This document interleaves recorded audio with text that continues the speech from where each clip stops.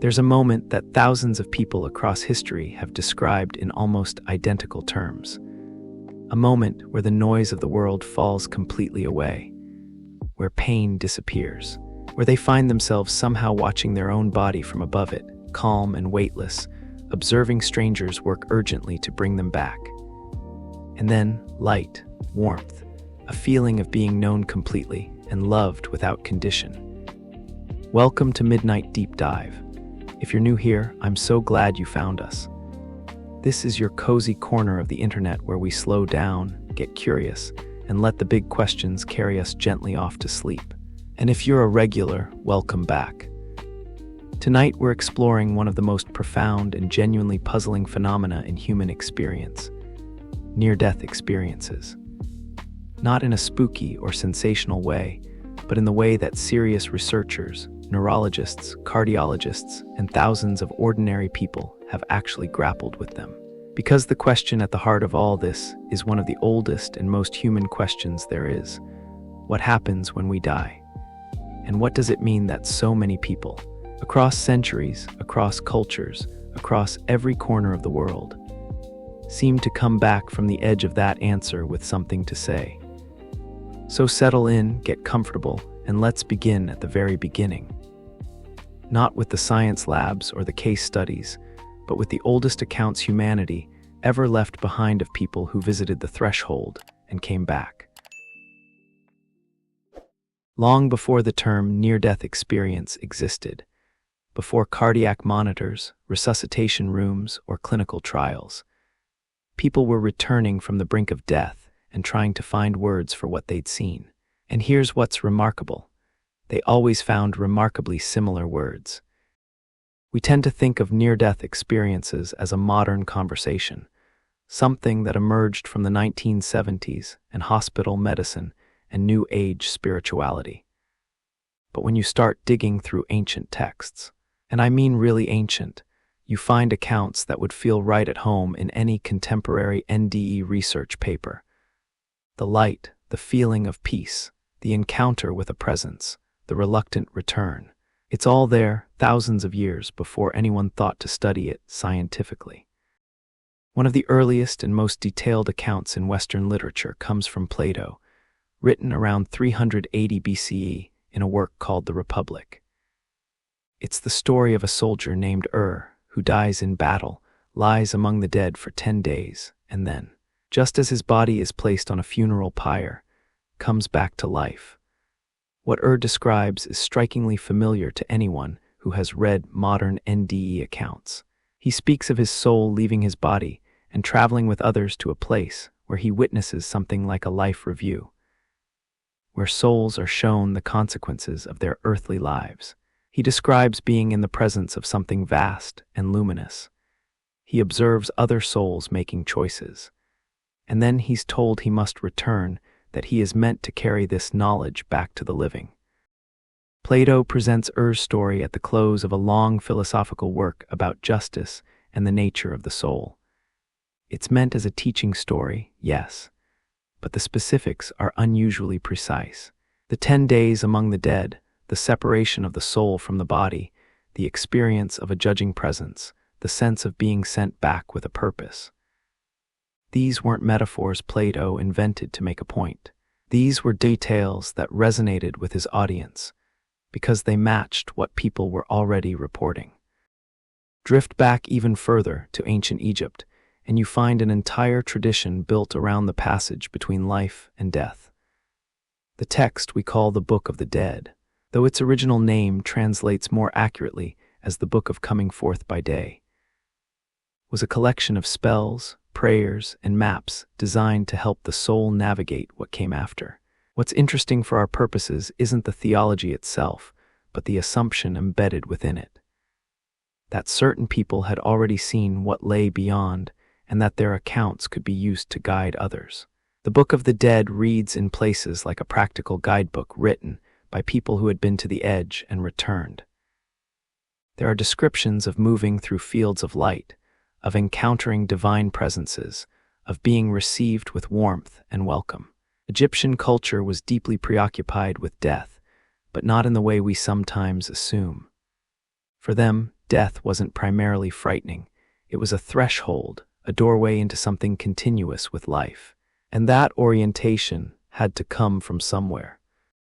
The Tibetan Book of the Dead, the Bardo Thodol, takes this even further. Written in the 8th century CE, but drawing on much older oral traditions, it's a guide to the experiences a person might have in the moments and days following death. It describes an immediate post-death state of luminous, clear light. A light described as the natural state of consciousness itself, warm and radiant and somehow familiar. It describes a life review of sorts. It describes encounters with peaceful presences. And it describes the soul eventually being drawn back toward rebirth. What strikes researchers who study both ancient spiritual texts and modern NDE accounts is how much the phenomenology overlaps. Not in every detail, cultures naturally shape experience through their own frameworks. But the core elements, the light, the peace, the sense of expanded awareness, the encounter with presence, the feeling of being sent back, these appear across traditions that had no contact with each other. In Hindu texts, including parts of the Mahabharata, there are ancient accounts of individuals being taken by emissaries of Yama, the god of death, and brought before him for judgment, only to be returned to their bodies due to some kind of administrative error. This motif, the accidental death, the meeting with divine authority, the unexpected return, appears in so many cultural traditions that it's hard not to wonder whether these stories were being shaped by something more than mythology. Skip forward to medieval Europe, and near-death accounts become more documented and increasingly recognizable. One of the most frequently cited early cases is that of Drithelm, an Anglo-Saxon man described by the Venerable Bede in his ecclesiastical history of the English people, written in 731 CE. Drithelm fell gravely ill, appeared to die overnight, and revived at dawn, to the considerable shock of the family members mourning around his body. He described being guided through a vast dark valley, witnessing different realms on either side, before being led into a space of extraordinary light and beauty. A barrier prevented him from going further, and his guide told him he had to return, that his life was not yet complete, and he had things yet to do. Bede was a careful and methodical historian for his time, not given to wild, supernatural storytelling. And the elements Drithelm described don't map neatly onto conventional Christian theology of the period, which is actually evidence of authenticity. If someone were simply making up a story to fit Christian expectations of heaven and hell, they'd likely have been more on the nose about it. Instead, Drithelm's account has the texture of genuine personal experience, specific, slightly confusing, resistant to tidy theological packaging. What's also notable about Drithelm is what happened afterward. He was so transformed by his experience that he gave away his worldly possessions, became a monk, and spent the rest of his life in contemplation. When people marveled at his austerity, he reportedly bathed in an icy river even in winter. He would say simply that he had seen things far more extreme than cold water, and nothing in ordinary life seemed particularly daunting anymore.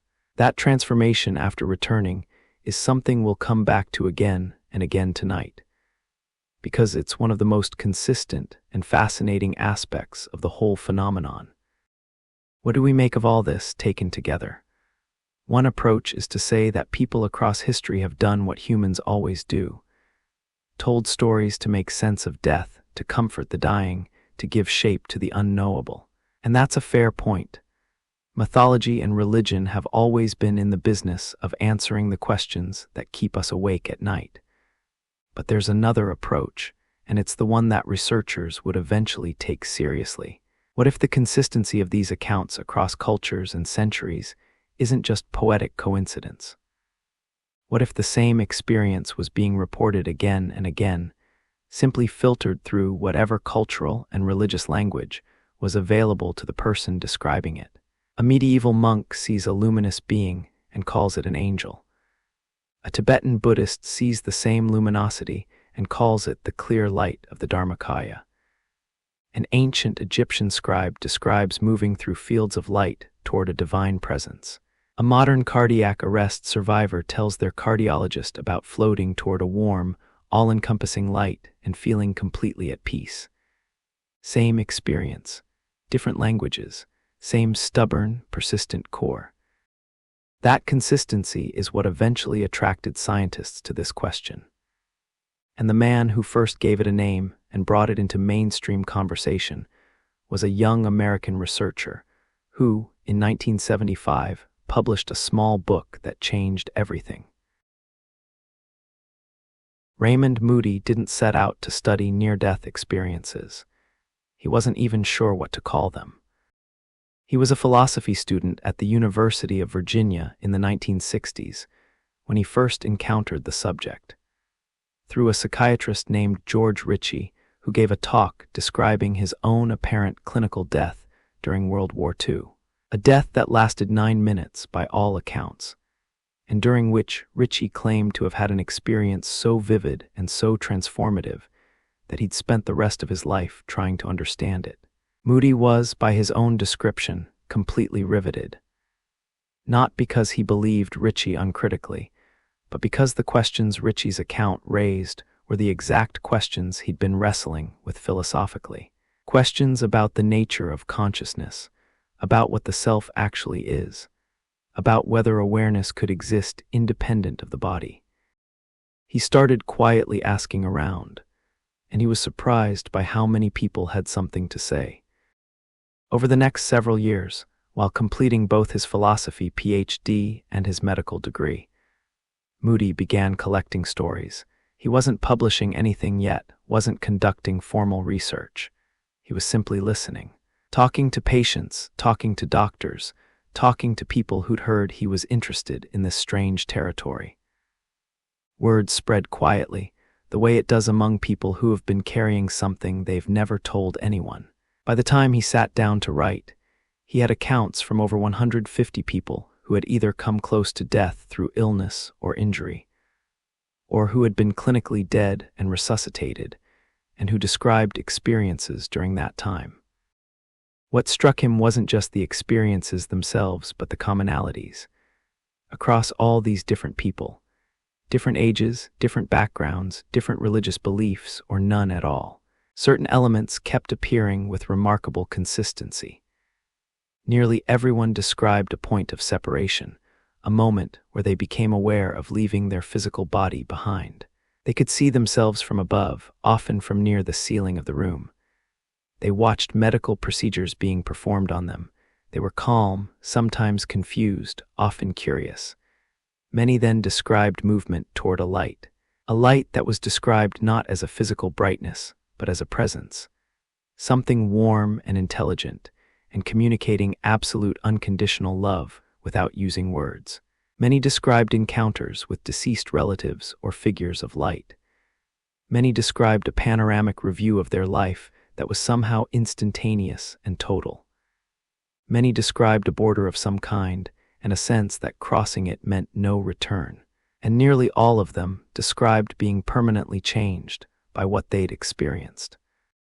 In 1975, Moody published Life After Life. He was careful in how he framed it. He never claimed to have proven life after death, and he was explicit about the book's limitations.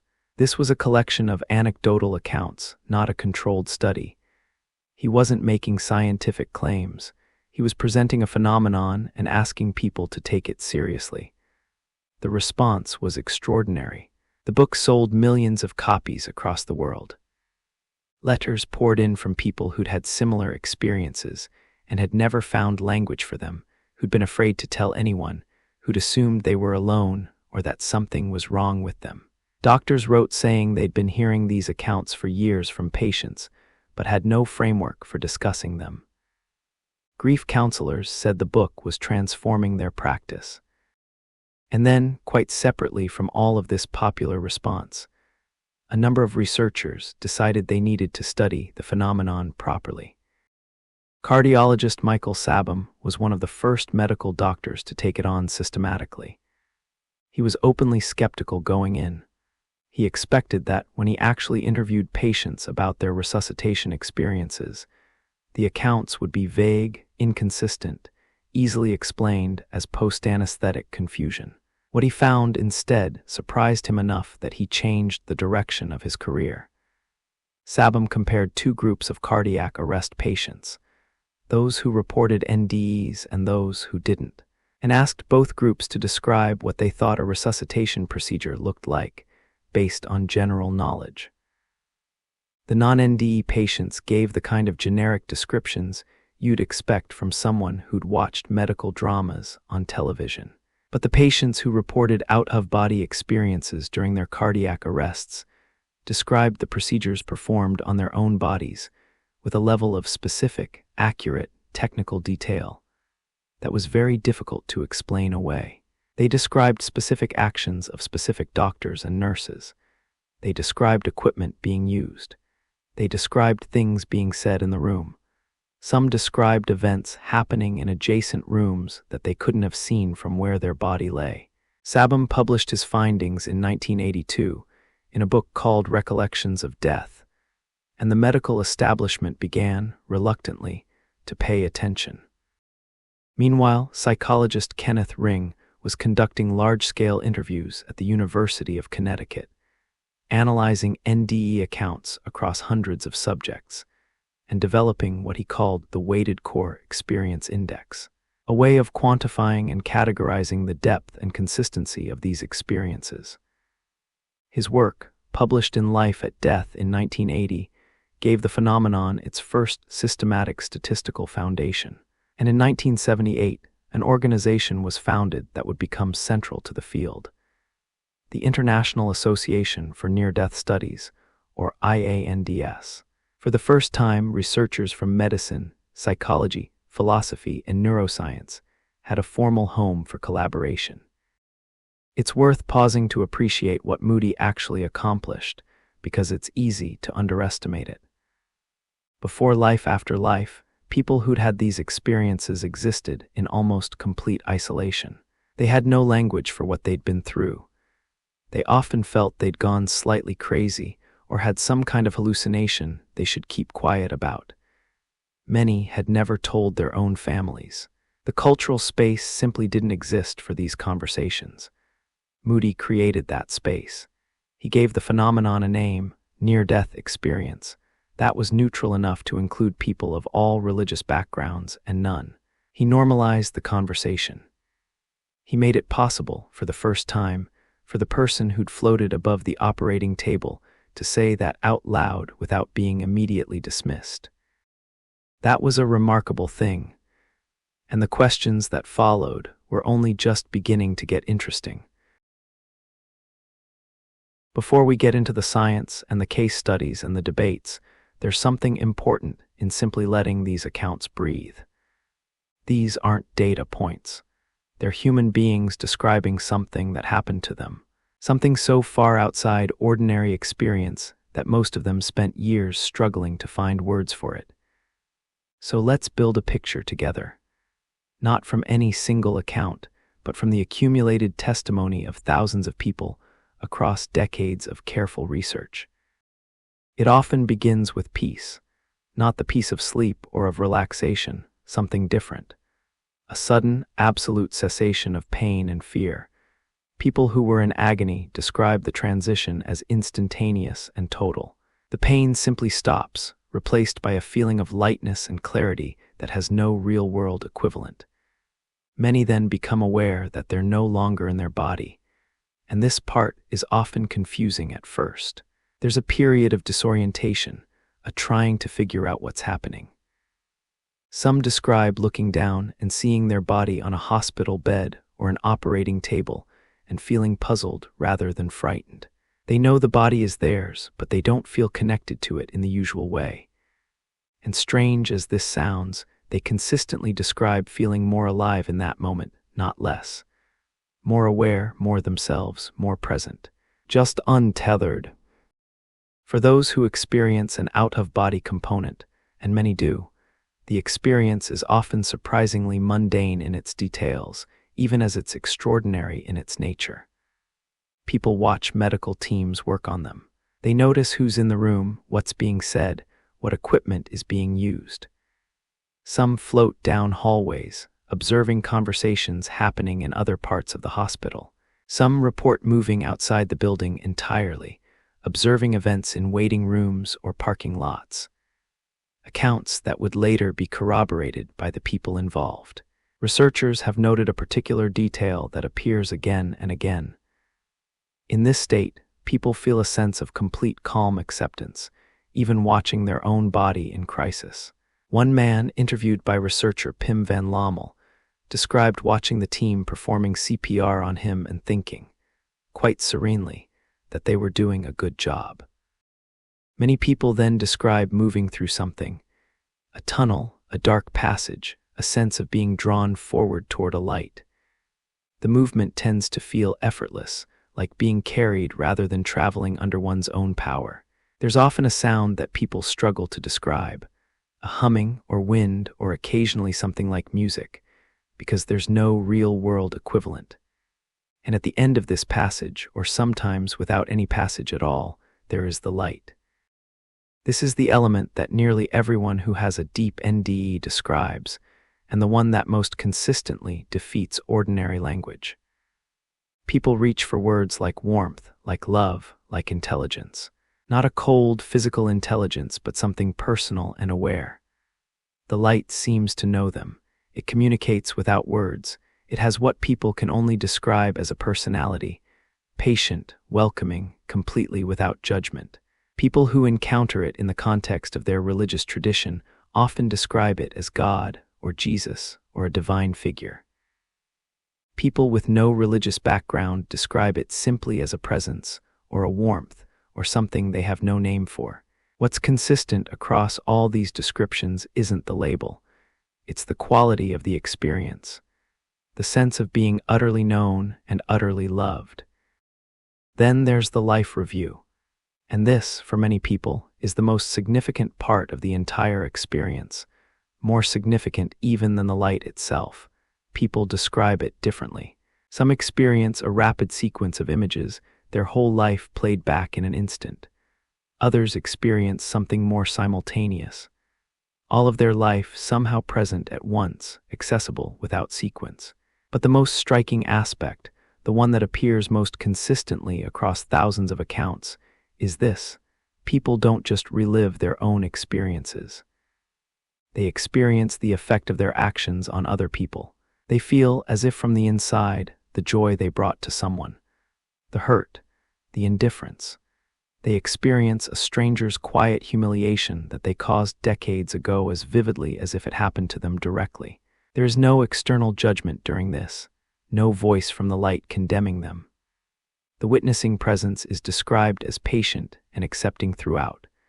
Whatever judgment exists seems to come from within the person themselves, encountering the full truth of what their life looked like from the outside. Researchers have found this element to be the most transformative part of the NDE for many people, and the most common source of the profound behavioral changes that follow. Not because people were frightened into being better, but because they saw clearly and undeniably what their life actually meant, measured not in achievements or possessions, but in moments of genuine kindness, connection, and care. At some point in many experiences, there's a boundary. A gate, a river, a line. Specific forms vary, but the meaning is consistent. This is as far as they can go. Beyond this point, there is no return. Many people describe choosing not to cross, feeling the pull toward whatever lies beyond, but becoming aware of people they're not ready to leave. Many others describe being told they have to go back, often against their wishes. And this is one of the quieter, more unexpected aspects of NDE accounts. The grief that some people carry afterward, not trauma, but a kind of homesickness. They come back to their lives, grateful for the people they love, and they also carry this persistent sense of having been somewhere that felt more real than ordinary life and having had to leave. The return to the body is rarely described as pleasant. There's usually a jolt, a sudden contraction from that expanded awareness back into the heaviness of the physical body. Pain returns. the weight of ordinary consciousness returns. And then they're back, sitting up in hospital beds, trying to find words for something that language wasn't built to hold. Dutch cardiologist Pim van Lommel conducted what became one of the most significant prospective studies of NDEs in cardiac arrest patients, publishing his findings in the prestigious medical journal, The Lancet, in 2001. He found that approximately 18% of cardiac arrest patients who were successfully resuscitated reported a clear near-death experience. He found the accounts were consistent, well-structured, and strikingly similar across patients who had no contact with each other. And he found something that pointed toward a question medicine is still grappling with. The experiences weren't happening during the fuzzy, transitional periods before or after cardiac arrest, when the brain might be partially active. As best the data could determine, they were happening during the arrest itself. When the heart had stopped, when the brain was receiving no blood flow, when, by every measure available to modern medicine, consciousness should have been impossible. That is the puzzle at the center of all of this, and it's exactly where we're headed next. So here's where it gets complicated, and honestly, where it gets interesting. Because for every researcher who looked at these accounts and said there's something here worth taking seriously, there was another researcher, often equally credentialed, who looked at the same accounts and said, we already know what this is. The brain is shutting down. The brain produces strange experiences when it's under extreme stress. We've seen this before. There's nothing mysterious here at all. And in fairness, that's not an unreasonable starting position. The brain is extraordinarily complex, and we know it does extraordinary things under duress. So let's actually walk through the neurological explanations, because they deserve to be taken seriously before we move on to the cases that make them harder to sustain. The most straightforward explanation for near-death experiences is cerebral anoxia, oxygen deprivation to the brain. When blood flow stops during cardiac arrest, the brain begins to lose function within seconds. We know from studies of pilots subjected to high G forces, which cause a rapid loss of blood to the brain, that oxygen deprivation can produce vivid visual experiences, tunnel vision, bright lights, and feelings of euphoria. Fighter pilots have reported dreamlike states, feelings of floating, and even brief visions during these episodes. So the argument goes, cardiac arrest does something similar to the brain, and the NDE is simply the brain's response to being deprived of what it needs. The tunnel and the light have a fairly neat neurological explanation too, if you follow this line of thinking. The visual cortex, located at the back of the brain, is one of the last regions to lose function during oxygen deprivation, and it happens to be the region responsible for processing the center of our visual field. As peripheral visual processing shuts down progressively, what remains active is the central field, which would create exactly the experience of a narrowing tunnel with a bright focal point. It's a compelling argument. It makes physical sense. Then there's the role of endorphins and other neurochemicals. The brain, under extreme stress, releases massive amounts of endorphins, the same chemicals responsible for the runner's high and the body's natural painkillers. This would explain the profound feelings of peace and well-being reported during NDEs. Some researchers have also pointed to serotonin and norepinephrine surges, and to a particularly intriguing neurochemical called DMT, dimethyltryptamine, which occurs naturally in the brain and is known to produce extraordinarily vivid, complex hallucinatory experiences when administered in research settings. Some subjects given DMT have described experiences that overlap significantly with NDE accounts. Encounters with luminous presences, feelings of leaving the body, overwhelming feelings of love and significance. Researcher Rick Strassman spent years studying DMT at the University of New Mexico, and the parallels he documented between DMT experiences and NDEs are genuinely striking. The REM intrusion hypothesis is another significant neurological theory. REM sleep is the stage in which we dream, and it's characterized by a specific kind of brain activity. Vivid, emotionally intense experience, combined with physical paralysis of the body.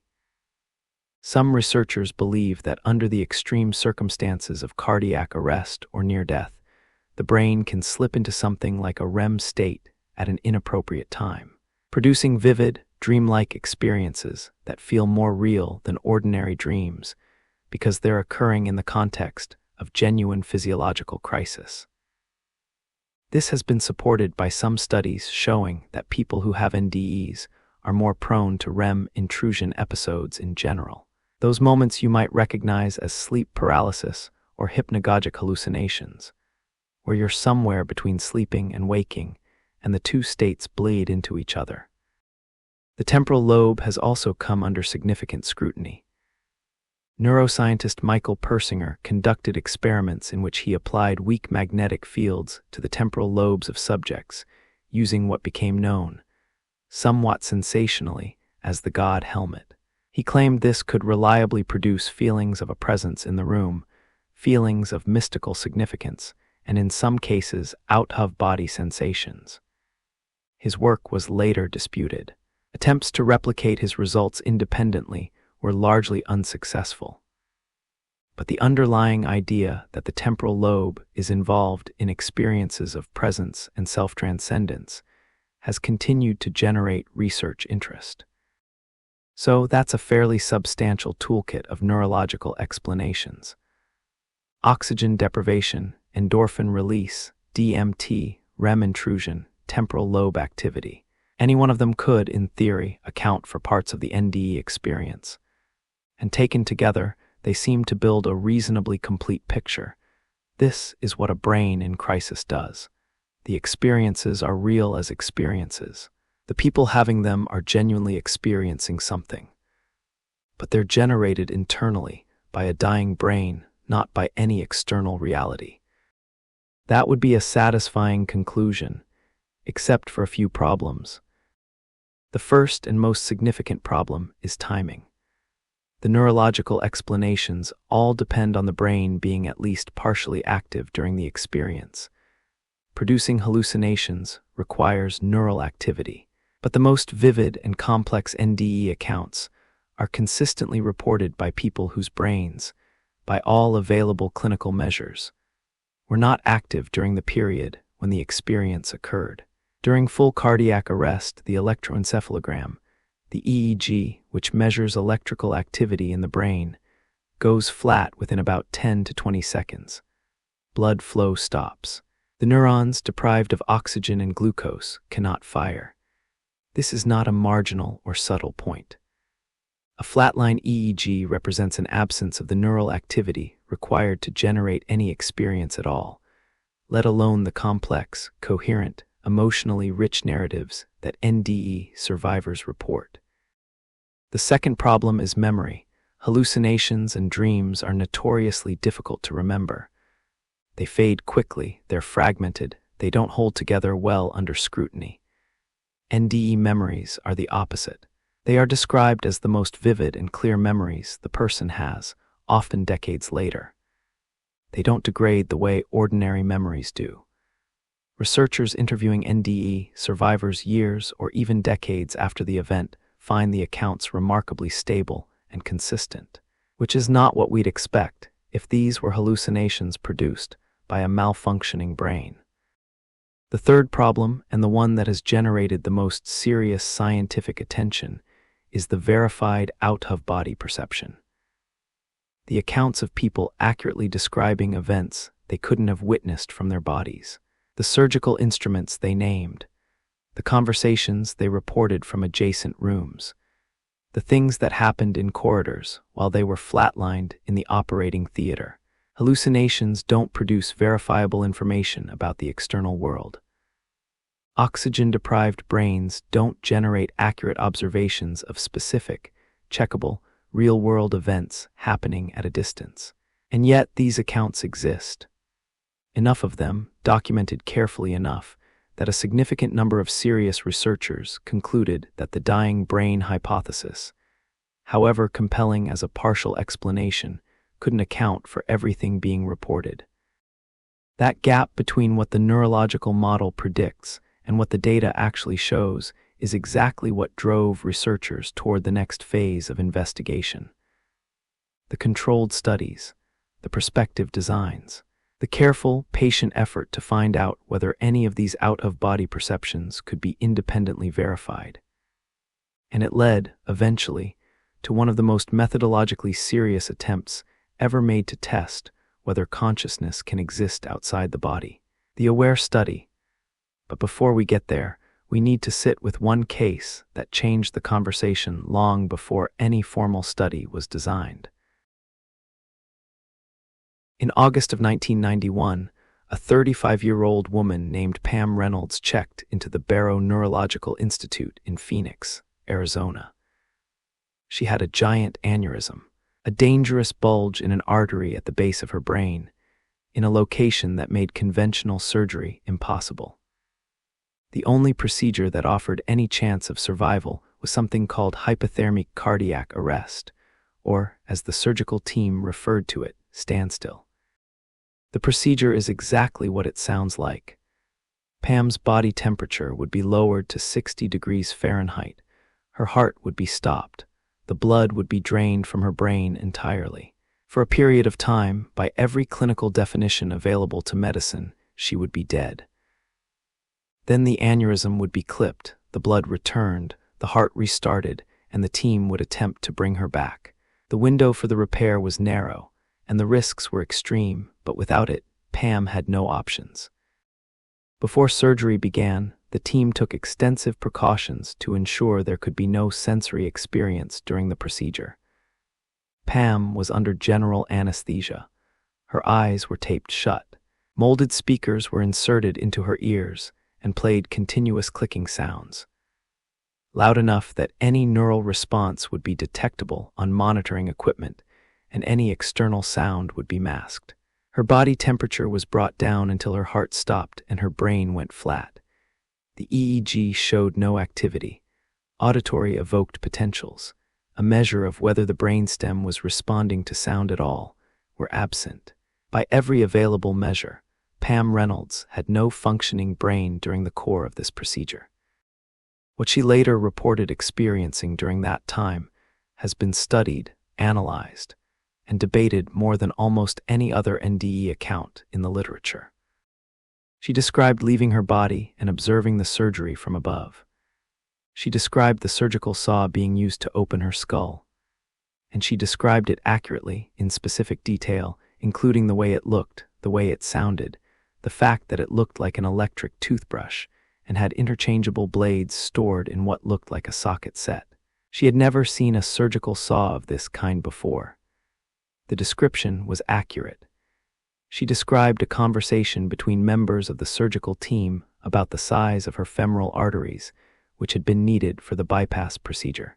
That conversation happened while she was in standstill, while her brain was flatlined. She described a female voice and a male voice and what was said. Members of the surgical team, interviewed afterward, confirmed the substance of the exchange. Then Pam described moving through a tunnel toward a light, encountering deceased relatives, including her grandmother, who had died before this surgery, and eventually being told she had to go back. She described being returned to her body and the experience of re-entry as sudden and unwelcome, like being plunged into cold water. What makes the Pam Reynolds case so significant isn't just the account itself, it's the procedural context. The researchers who documented it weren't dealing with a vague claim about sensing something during resuscitation.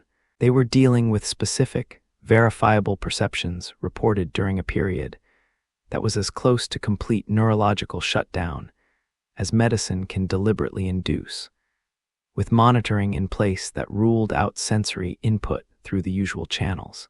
Neurologist Carl Green, cardiologist Michael Sabom, and researcher Charles Tart all engaged with this case seriously. It doesn't fit neatly into any of the standard neurological explanations. It doesn't mean those explanations are wrong across the board, but it means they're incomplete at minimum. Cardiologist Pim van Lommel, whose Lancet study we touched on in the last chapter, designed his prospective research specifically to address cases like Pam's. Rather than waiting for patients to report experiences after the fact, his team interviewed all cardiac arrest survivors within a few days of resuscitation, before any cultural contamination or memory degradation could occur. They followed up at 2 years and again at 8 years. The methodology was careful and the sample was large. 344 consecutive cardiac arrest patients across 10 Dutch hospitals. Of those, 62 reported some degree of NDA, and 41 reported a deep experience. Van Lommel's team documented a small number of cases involving verifiable out-of-body perception. Patients who reported observing their own resuscitation and were able to describe specific details that were subsequently confirmed by nursing and medical staff. One case that he describes in his work involves a man who, upon being resuscitated after a lengthy cardiac arrest, was able to direct a nurse to the location of his dentures, which had been removed during the resuscitation attempt and placed in a specific drawer in a specific room. He described the nurse, described the trolley, described the room. He had been unconscious and unresponsive throughout. The nurse he described confirmed the account. Then in 2008, British researcher Sam Parnia launched the AWARE study, the AW awareness during our resuscitation study, a rigorous multi-hospital, multi-country effort to test out-of-body perception during cardiac arrest under controlled conditions. Shelves were placed near the ceilings of resuscitation rooms in participating hospitals, positioned so they could only be seen from above.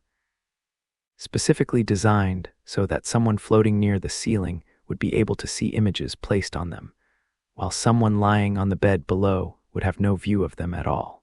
Parnia's team enrolled over 2,000 cardiac arrest patients across 15 hospitals in the United Kingdom, United States, and Austria over 4 years. The results were published in 2014. Of the patients who survived and could be interviewed, about 40% reported some form of awareness or experience during their cardiac arrest. The experiences were consistent with classic NDE descriptions, but in terms of the ceiling targets specifically. The verifiable test, only 2 patients reported out-of-body experiences during their cardiac arrest in rooms where targets were placed. One of those patients was too unwell to complete the interview process. The other patient reported an out-of-body experience in remarkable detail, describing verified events in the resuscitation room, describing the sounds of the equipment, describing the actions of the staff with accuracy that was subsequently confirmed. But the room this patient was in, it turned out, did not have a target shelf, so the specific test couldn't be evaluated. Parnia has been candid about the limitations of the AWARE study and about the difficulty of doing this kind of research. Cardiac arrest patients are fighting for their lives. Interviews can't always happen. Targets can't always be placed in advance. The logistics of dying are not amenable to controlled scientific conditions. He has continued the research, with AWARE II underway, using tablets displaying images that can be remotely activated when a cardiac arrest occurs in a monitored room. The work continues. The question remains genuinely open. What the hard cases tell us, Pam Reynolds, Van Lommel's denture patient, the AWARE participant who described the room accurately, is not that the science is settled in favor of the supernatural. It isn't. What they tell us is that the science is not settled at all, that there are accounts which the current neurological model cannot comfortably account for, that serious researchers, applying serious methodology, have found enough that they cannot explain to keep looking, and that the question of whether consciousness can exist independently of the brain is one that medicine and neuroscience have not yet answered, and may need a very long time to approach. There's a particular reason why researchers have paid close attention to near-death experiences reported by children, and it comes down to a single issue: cultural contamination. When an adult reports a near-death experience, there's an immediate and fair question to ask. How much of what they're describing has been shaped by what they already believed, or expected, or had absorbed from the cultural conversation around death? Adults have read books, seen films, absorbed religious teachings, picked up fragments of cultural lore about what death is supposed to look like. It becomes genuinely difficult to separate a raw, unmediated experience from one that's been unconsciously shaped by existing frameworks. Children, particularly very young children, don't have those frameworks yet. They haven't read Raymond Moody. They don't have a theological expectation of what heaven looks like. They haven't watched enough television to know that near-death experiences are supposed to involve tunnels and lights. When a 4-year-old comes back from the edge of death and describes something, they're reaching for language to describe a genuine experience without the scaffolding that adults use. And that's interesting. That's methodologically interesting in the way that makes careful researchers pay attention. Pediatric physician Melvin Morse spent years studying near-death experiences in children, working primarily at Seattle Children's Hospital during the 1980s. What drew him to the subject was a single case that he couldn't make sense of. A 7-year-old girl named Katie had been found face down in a swimming pool without pulse or spontaneous respiration. She had been in a deep coma with severe brain swelling and virtually no chance of recovery when Morse was assigned to her case. 3 days later, Katie made a complete recovery, a recovery her medical team could not adequately explain. When Morse spoke to Katie about what she remembered, she described meeting a guardian angel named Elizabeth who had taken her through a tunnel to heaven. She described meeting 2 young men named Andy and Mark, who she said were her brothers. Her parents confirmed that Katie had 2 miscarried brothers named Andy and Mark, a fact she had never been told and that her parents had never discussed in front of her. She described a tall man with bright hair whose name was Heavenly Father, and a beautiful woman who told her she would have to go back. And she gave the woman a name that startled her parents, because it was the exact name of a deceased relative the family had never mentioned to Katie. Morse documented this case and went on to conduct the first systematic study of NDEs, specifically in pediatric patients. Studying children who had been resuscitated after life-threatening incidents, comparing them with children who had been seriously ill or under heavy anesthesia, but not actually near death. He found that near-death experiences occurred only in children who had actually been close to dying, not in those who were simply frightened or unwell. He found the experiences were consistent, structured, and clearly distinct from ordinary dreams or fever-induced hallucinations, which children in the comparison group did report. And he found something that kept appearing in account after account. The children described their experiences with a matter-of-factness that was somehow more striking than dramatic testimony would have been. They weren't performing. They were simply reporting what had happened, in the direct way that young children report things they've seen and done. One boy, resuscitated after drowning, told Morse that he had gone through a tunnel and come out the other side into a beautiful place where he met his grandfather. His grandfather had died before the boy was born. The boy had never seen a photograph of him. He then described, in physical detail, what his grandfather had looked like, and his parents confirmed the description was accurate. A 2-year-old who had suffered cardiac arrest during surgery was too young to provide a verbal account.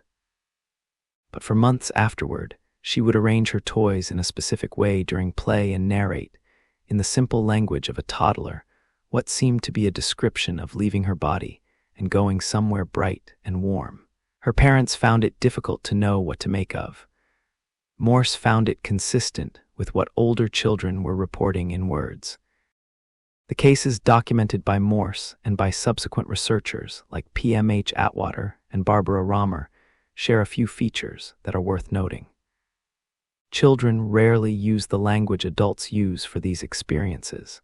They don't talk about tunnels and lights necessarily because they don't have those cultural reference points yet. They describe going somewhere or meeting someone or seeing something bright. The texture of the accounts is different from adult accounts, but the underlying structure, leaving the body, encountering presences, being sent back, remains remarkably consistent. Perhaps most striking is what happens to these children afterward. The transformation that adult NDE survivors describe.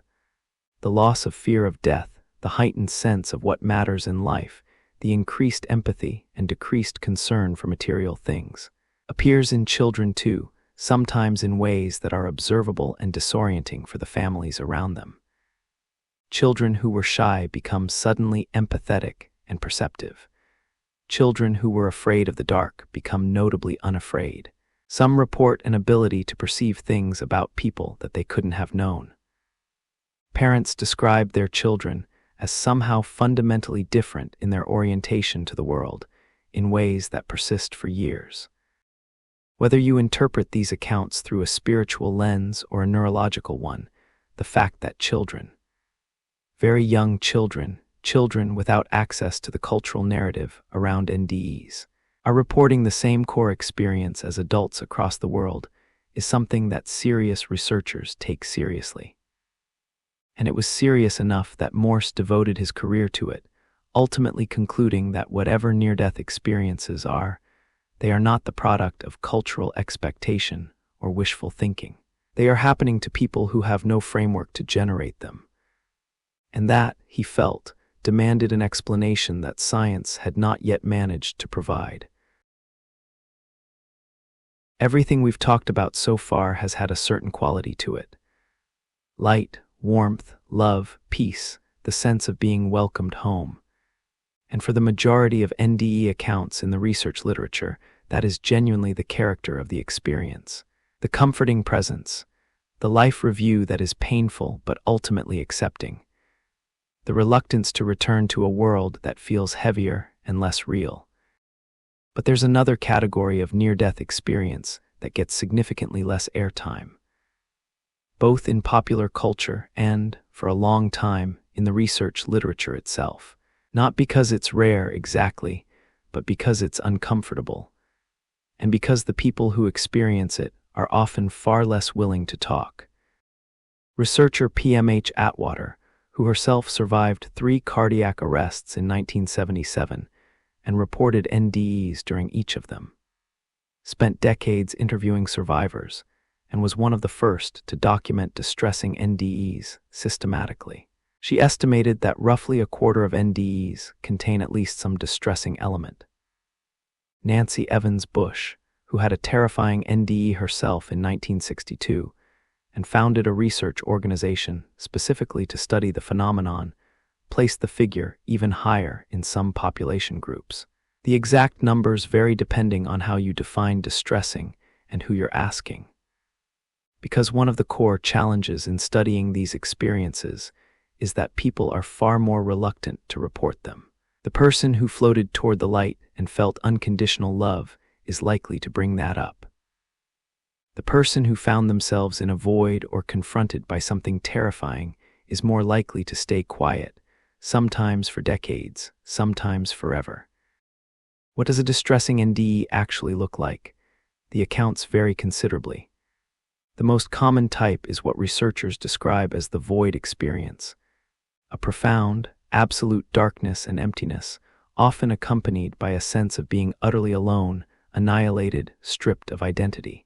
There is no warmth, no presence, no sense of being welcomed, just nothing.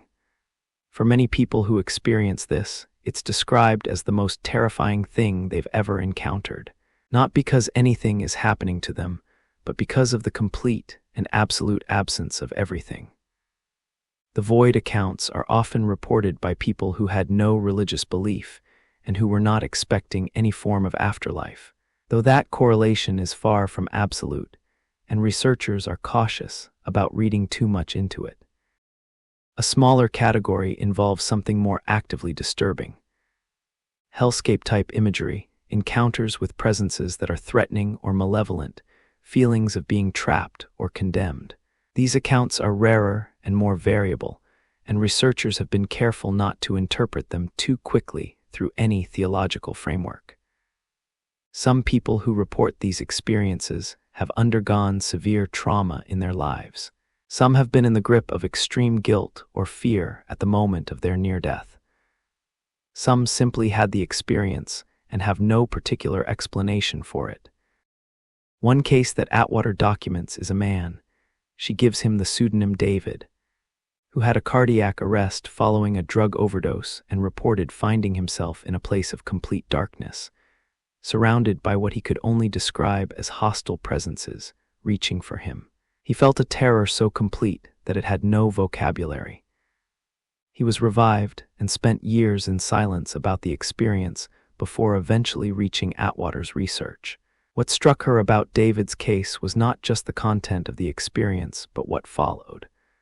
Like many survivors of distressing NDEs, he underwent a profound transformation, but not immediately and not easily.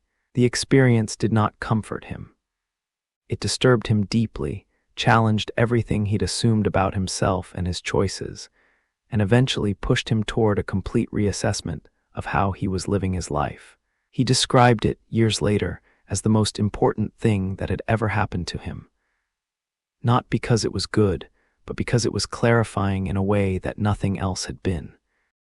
This is one of the findings that Atwater and Evans Bush documented carefully. Distressing NDEs, whatever their content, tend to produce the same long-term transformation as pleasant ones. The fear of death diminishes. The concern for material things diminishes. Empathy increases. The sense of what matters in life clarifies. The person who floated toward the light and the person who fell into the void often arrive, years later, at similar places, changed in similar ways, organized around similar values, which is itself a strange and interesting finding. If these experiences were simply the brain generating pleasant or unpleasant hallucinations, you might expect pleasant hallucinations to produce better outcomes than terrifying ones. The fact that they tend toward the same destination suggests that something about the experience itself, something about the encounter with the absolute, whatever form it takes, is doing the work.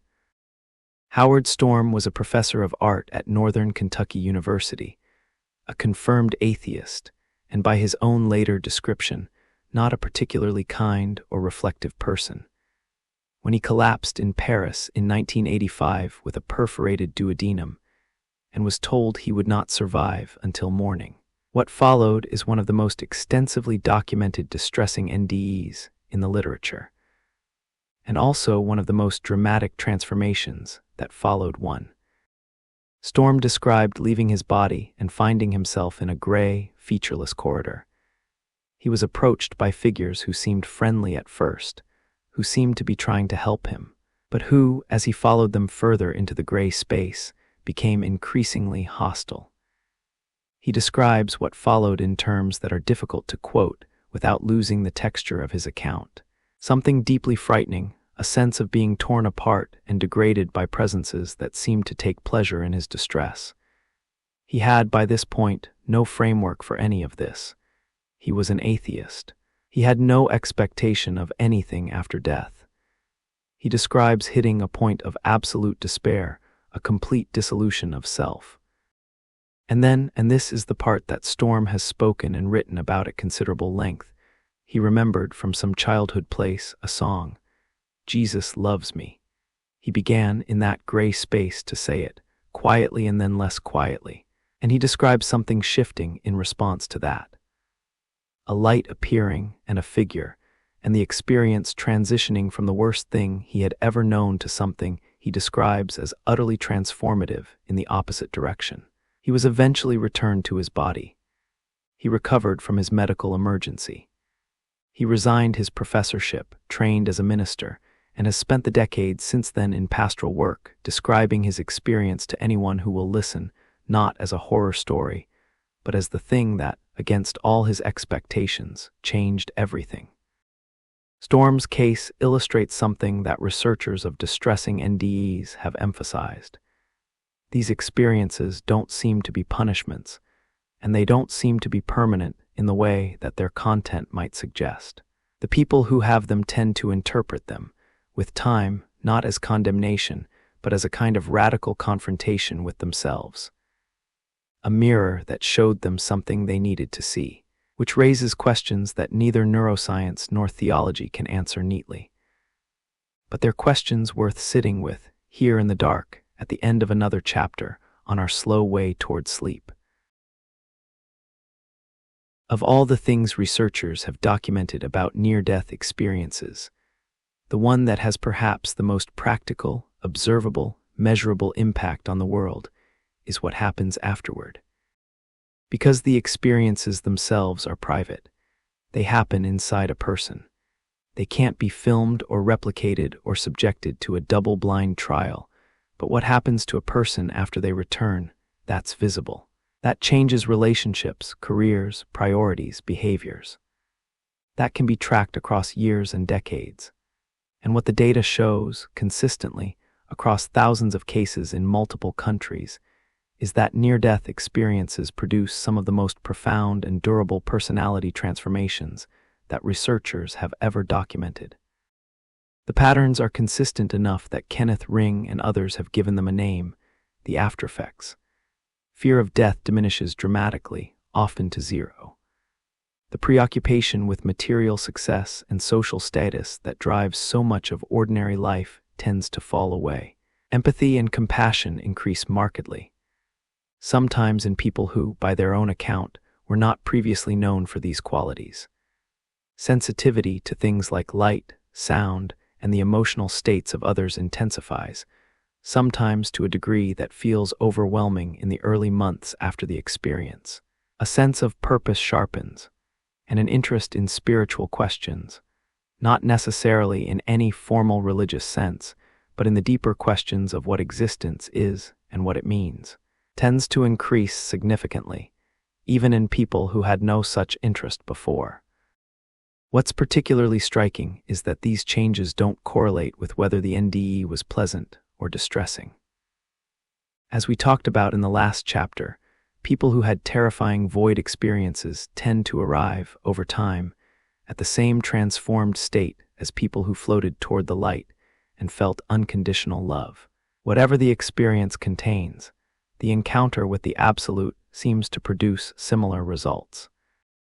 Anita Moorjani was 42 years old and had been fighting Hodgkin's lymphoma for nearly 4 years when she slipped into a coma in February 2006 in a Hong Kong hospital. Her organs were shutting down.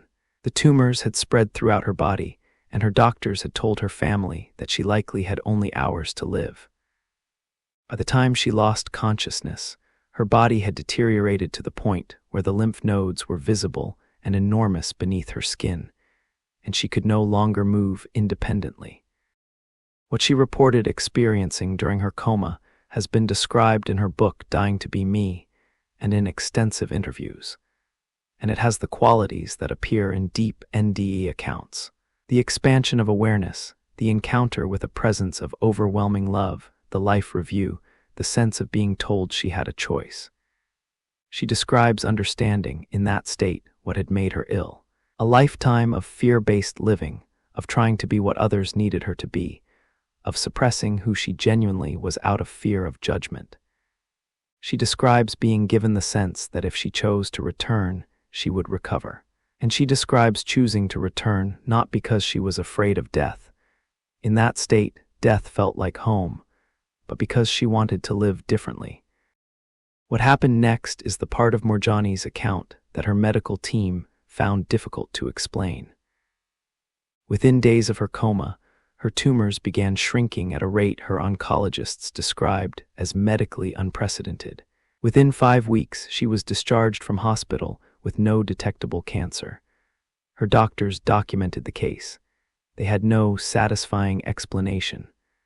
Moorjani herself would be the first to acknowledge that she is not offering this as proof of anything supernatural. She's offering it as the account of her experience and what followed. The cause of her recovery remains, medically speaking, unclear. What is clear is the transformation.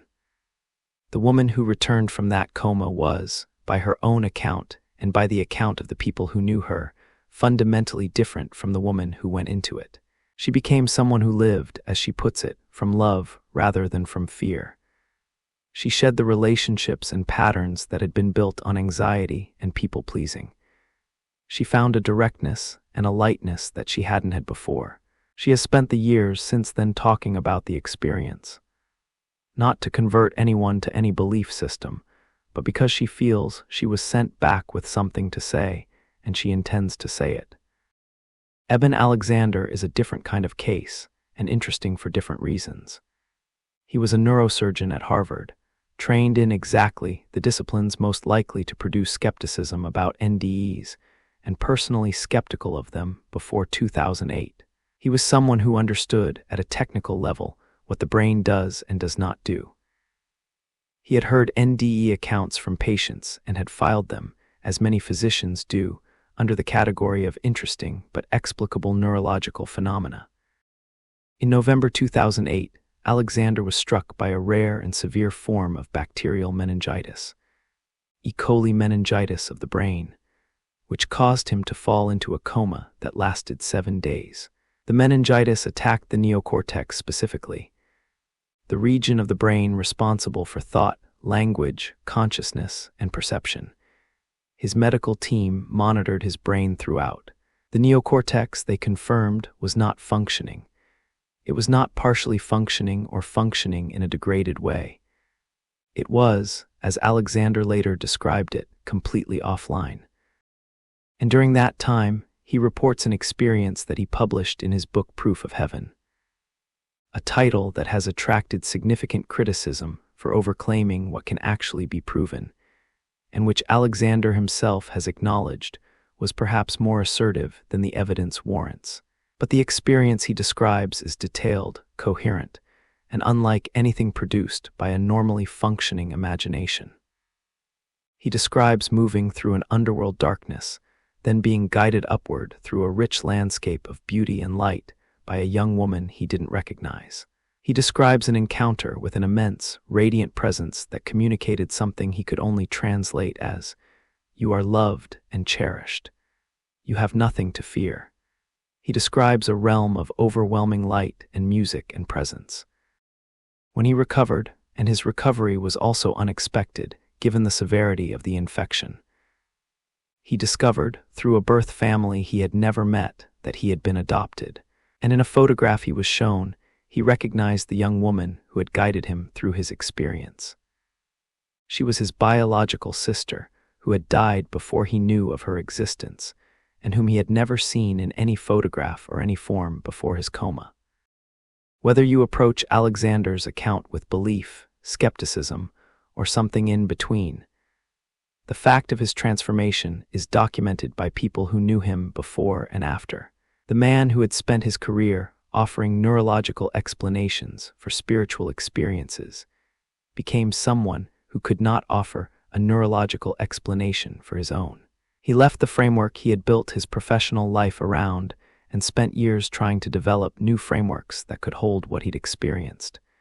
It didn't make his life easier. These transformations rarely do in the short term. Because there's something worth saying here that often gets overlooked in these accounts. The transformation that follows an NDE is not a simple upgrade. It is frequently destabilizing. Marriages end because one partner has returned from a near-death experience with a completely different set of values and priorities, and the relationship was built on the old ones. Careers are abandoned. Friendships feel hollow. The world feels thin and noisy compared to wherever the person has been.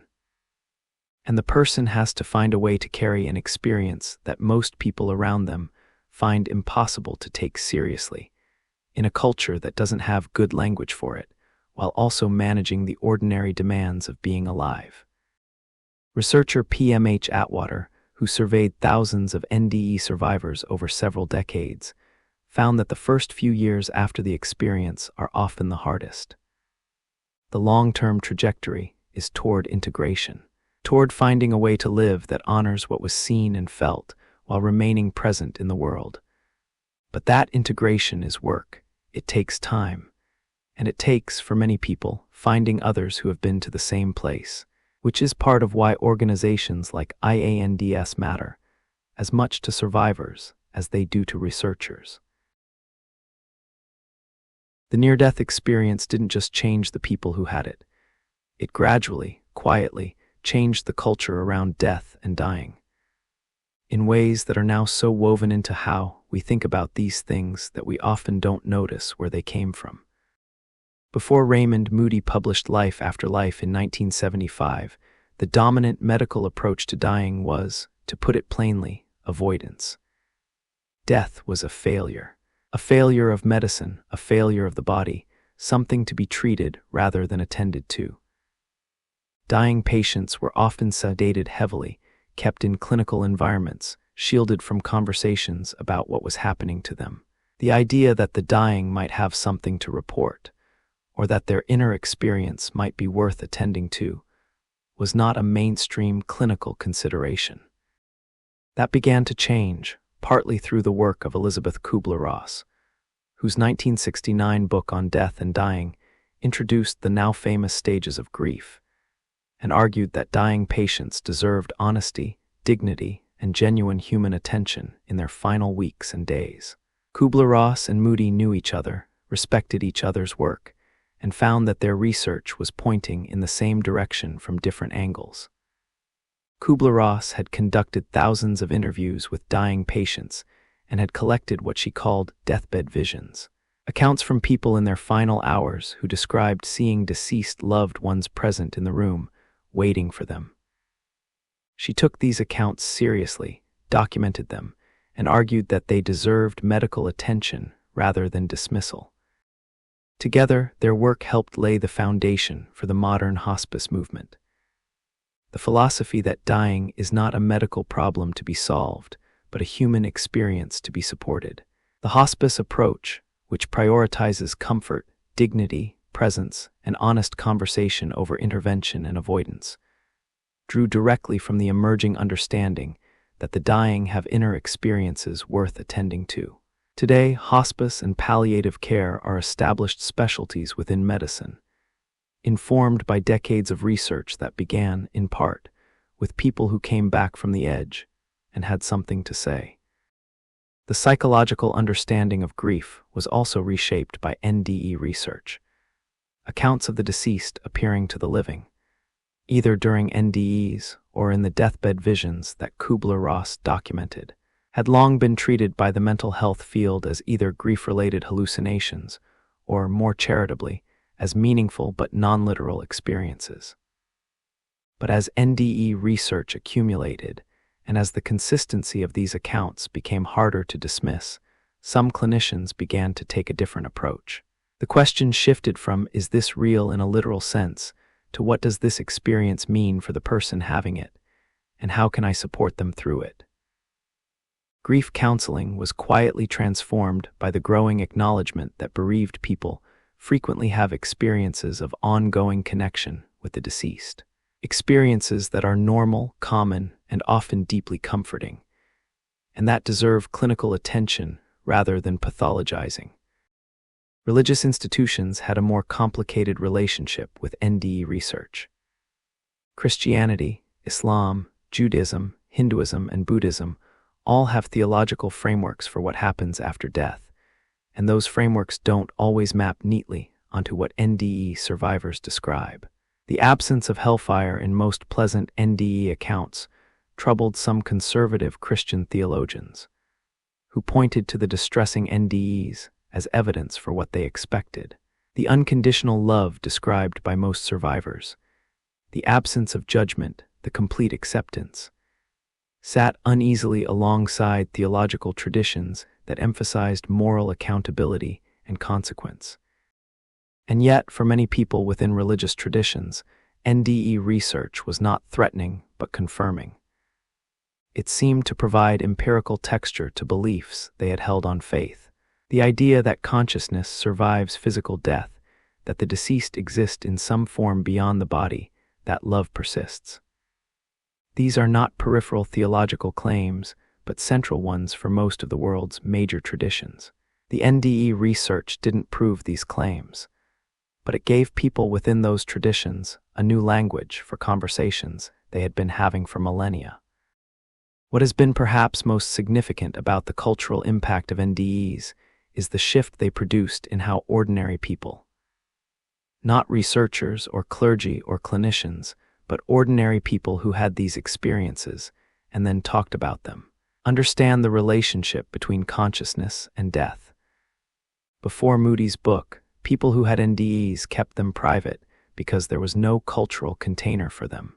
After it, gradually and then with increasing momentum, these conversations became possible. Support groups formed, books were written. Eventually, documentaries were made, podcasts launched, research centers established. The experience moved from the margins to something approaching mainstream conversation about what death is and what it means. That shift has had effects that are difficult to quantify but easy to sense. Fear of death in Western culture has arguably softened somewhat over the past 50 years. Not disappeared, but softened. The complete secular void that modernism offered as its answer to religious belief, nothing followed by nothing, has become harder to hold with absolute confidence, not because the NDE research has proven anything, but because the accumulated testimony of hundreds of thousands of ordinary people who came back from the edge and described something has shifted what feels culturally available to believe. The possibility of continuation has re-entered the mainstream conversation, not through religion, but through experience. And that is a genuinely significant cultural development, whatever you make of its implications.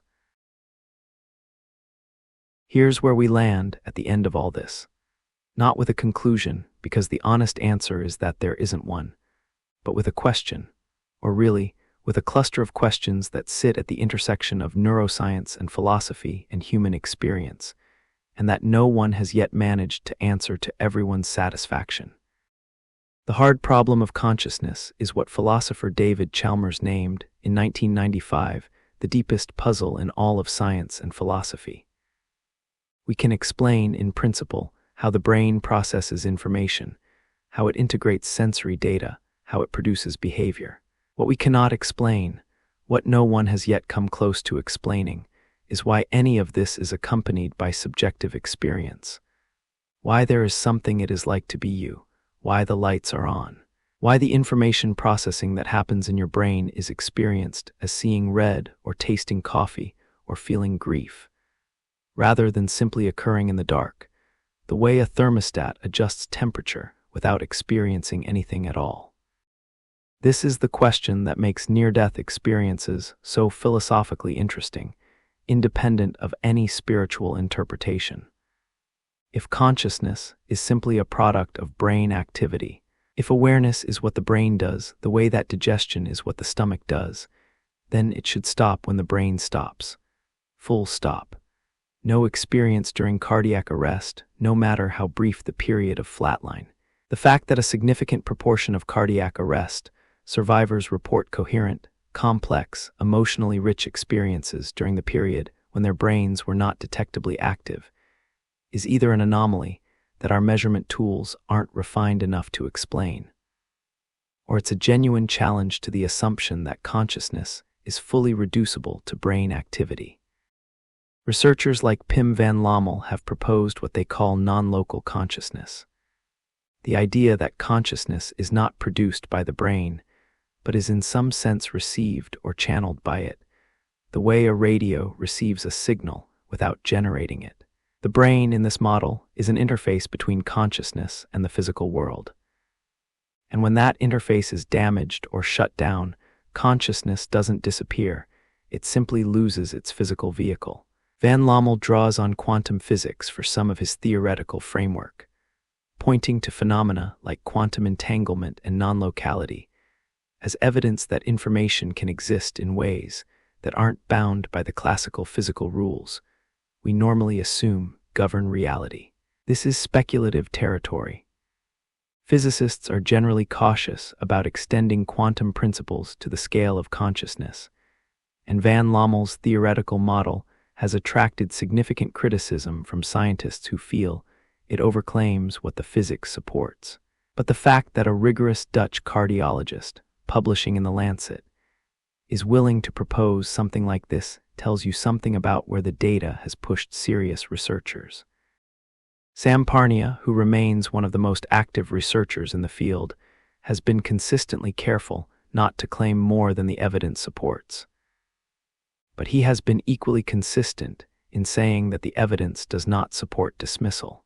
His position, articulated across years of research and writing, is that consciousness during cardiac arrest is a genuine phenomenon that is not yet explained by current models of neuroscience, and that the only honest scientific response is to keep looking. He believes the research will ultimately produce a better understanding of consciousness itself. Not necessarily a supernatural one, but one that is significantly more nuanced than the simple brain equals mind equation that currently dominates the field.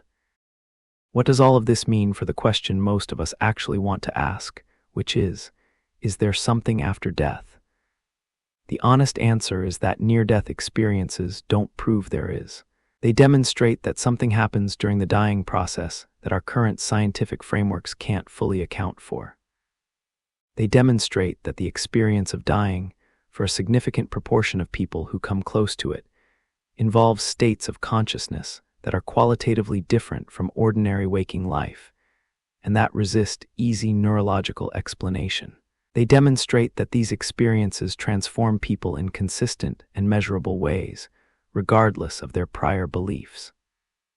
And they raise serious questions about the relationship between consciousness and the physical body, that the hard problem of consciousness means we are nowhere near close to answering. What they don't do is close the book.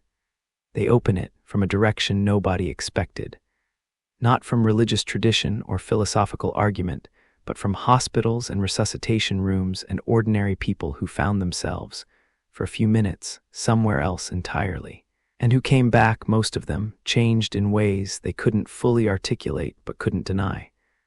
Quieter about the big questions, more confident about the small ones, the ones that turned out in the life review to actually matter. The kindness, the connection, the moments of genuine love. Maybe that's enough to take to sleep tonight. Not an answer, but a softening of the certainty that death is simply the end.